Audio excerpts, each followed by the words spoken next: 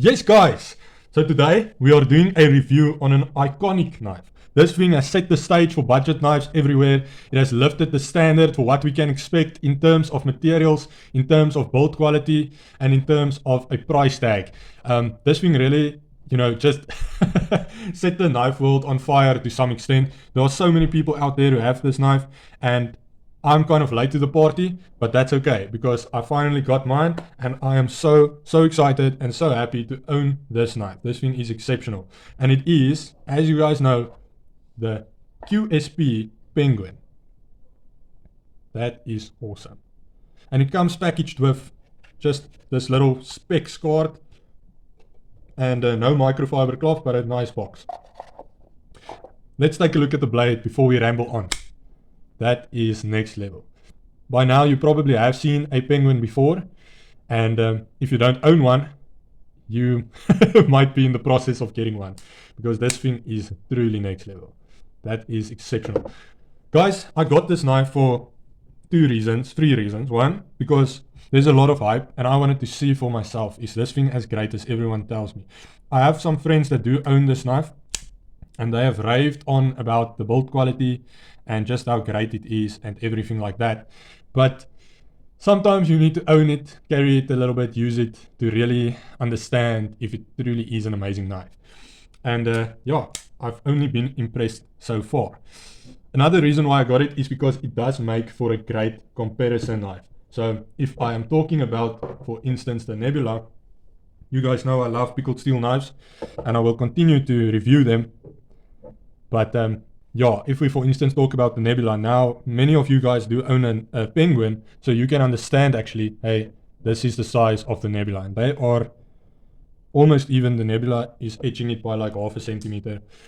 But yeah, guys, let's talk about this thing. This thing is awesome.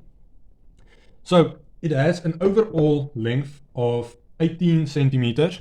So very nice length. And I was thinking of making this my new jacket knife, because I have this old thing that I bought secondhand. Maybe you guys seen it in the previous videos, but it's yeah, it's I don't know, it's not robust enough in my opinion, and I have been limited to some extent a few times when I actually wanted to use it for stuff, and I couldn't use it for that purpose because it's too small and too thin. But the Penguin is offering me a lot with regards to a very solid jacket knife. And a jacket knife, for those who don't know, it's just, I call it a jacket knife, but this thing just lays in my jacket always. I take it out, wash my jacket, put it back in, and this knife is always on me. So if I do forget my knife, then I at least have something. But now I want something better when I forget my knife, my primary EDC, which is the Akal at home. And this guy is offering me great options because it actually has a blade stock thickness of 3 millimeters, which is the same as the Akal. And you guys know that I say, or my argument is that you really don't want to carry around a knife as a EDC blade that is under 3 millimeters. This just offers you a lot more in terms of what you are capable of using it for, that sort of thing. With regards to this little knife, I use my knife for opening my gate sometimes, but I know that this blade will break at some point and will get bent. It's already off center because I've been using it that way. So that's not great. It's not that bad, but it is a little bit off center. So you want options, and therefore you should get yourself a thicker blade stock. So anything 3 and upwards, I would say 3 millimeters and upwards is a good size. You have a two-tone satin finish on the blade, which I really enjoy. I love that, especially on this sheepsfoot design. This is classic sheepsfoot. It's not like a modified sheepsfoot like the Nebula, or I guess some people would say it's a wand cleaver.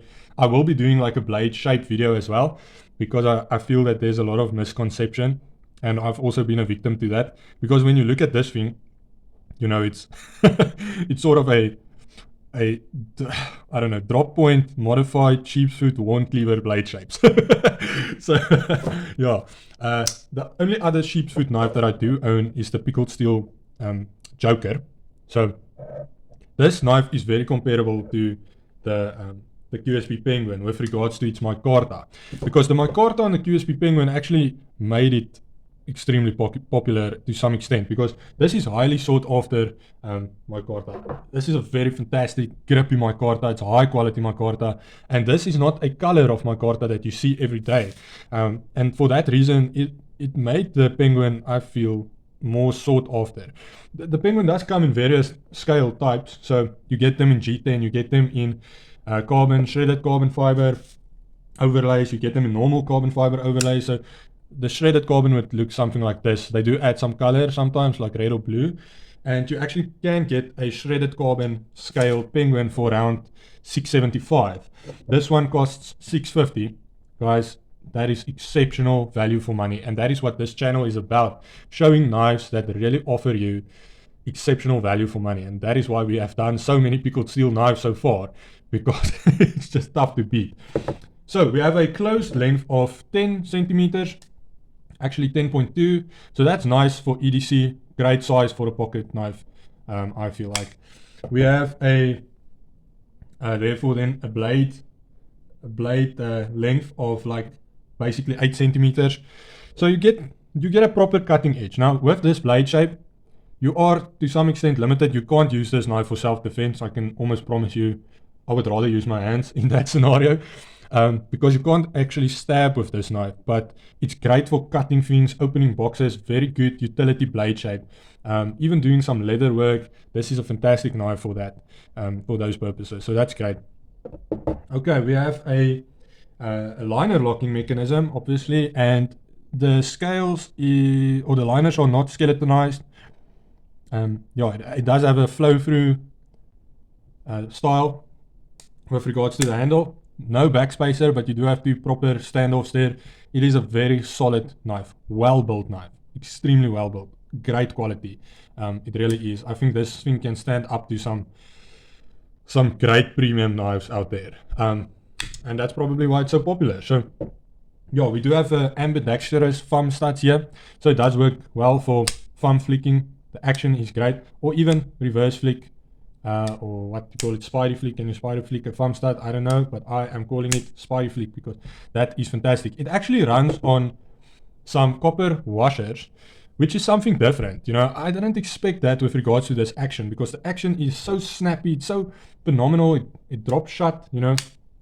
So this is probably the best knife I've owned action-wise that runs on washers. Okay, so yeah, I feel that this is truly a phenomenal knife in that regard. Obviously, it's not as good as something that has bearings, like the Nebula, action-wise, but it's very fidgety. It's very fidgety, and it's very comfortable to decompress this knife. This is something that you can sit around and play with for hours and hours. It has D2 blade steel, so it's a tool steel, which is great. I have no problems with D2. I feel that D2 works fine. I know some people say that D2 rusts. I live close to the beach. I've never had a D2 knife rust on me before. So maybe it's just because I really maintain my knives. So I keep them oiled, like I oil my knives basically every week or every second week. So I don't really give it an opportunity to rust. But this is just fantastic.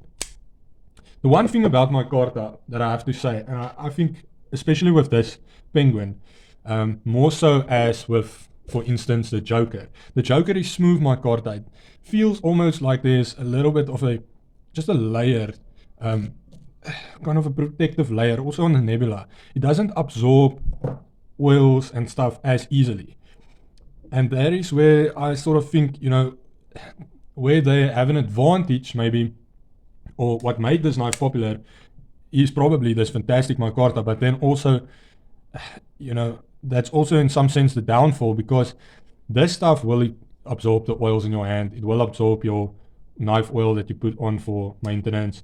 It will absorb stuff when you do use this knife for food prep, like fat and stuff when you braai with this knife. So you can probably wash that out, but it will absorb it more than, for instance, the Nebula or even the Joker. But you do have a lot of texturing on this micarta. It feels phenomenal. Yeah, it has good functional jumping. You can't really choke up on this knife, but it has some good jumping, which would work great. I kind of feel that jumping wherever I put my thumb, so that's fantastic. It has a very neutral handle, so there's nothing like funky with regards to the ergos. For instance, if we look at something like the honey badger, you know, you sort of have that cutout there where your index finger needs to sit.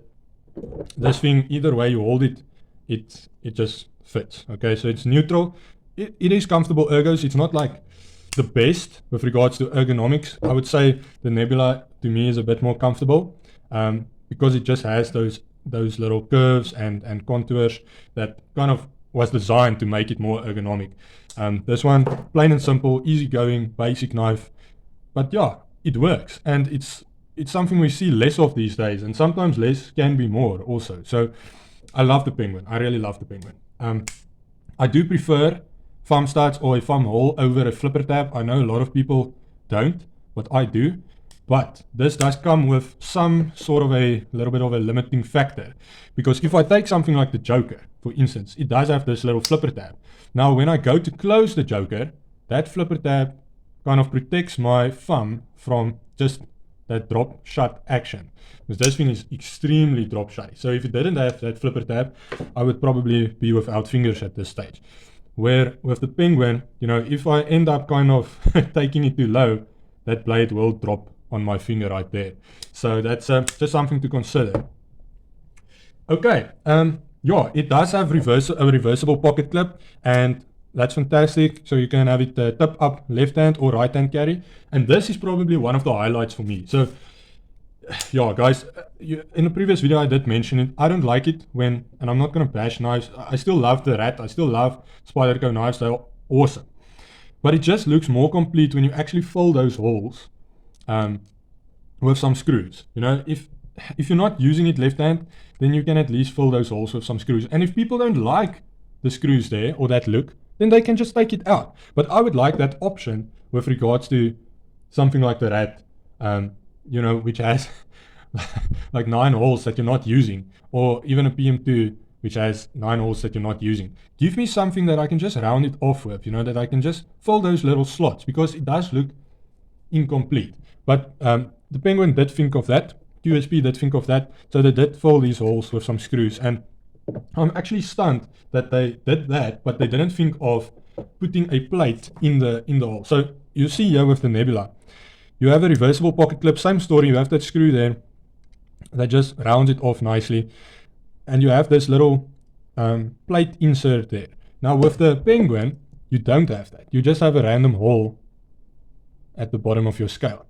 So I just don't understand why they didn't do that, but because that sort of design has been out for a while. Even the Honey Badger fills their holes with plates, and yeah, I mean, if you see this on a Honey Badger, you know, on the budget knives, why aren't we seeing like Spyderco and some of the more top brands and premium brands also filling their holes with some screws, you know, and just rounding off their scales a little bit more? I don't understand that. Maybe you guys can answer that in the comment section. I do understand the purpose of having multiple options for carry, especially on resale value, but there's ways to do that and still round off your scales well. Let's just take a look at the weight on this guy. So we have a weight of 94 grams. So the website says 91, so you can just know that it's somewhere between 90 and 95 grams, which is a fantastic weight for any pocket knife, I believe, especially something as, you know, robust as this. This is not an outdoor knife, but I mean, it's pretty solid, you know, for basic tasks. This thing will hold up for a long time. So 90 grams, that's pretty damn good. Yeah, I'm planning on just doing some videos that talk about value for money.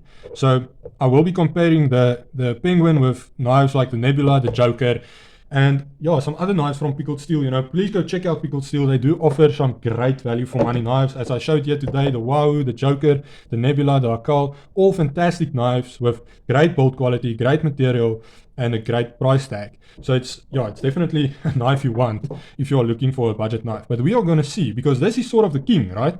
The Penguin it's the king in the budget line. It set the stage, so we must see, can Pickled Steel actually hold up against the build quality and the material used, and also the price tag used for the king. Will the Nebula be able to compete? Will the Joker be able to compete against this wonderful, wonderful knife? But that is coming, guys. I'm also going to do a video just deciding which pocket knife to have between these two, but also, and this is a new knife coming for me now, is the Kaiser Mini Bettlager. So we will see, can the Penguin edge out sentimental value and both amazing build quality and great blade steel on the Kaiser? We'll see what this guy does in the future. But for now, guys, have a knife day. And remember, no knife, no life.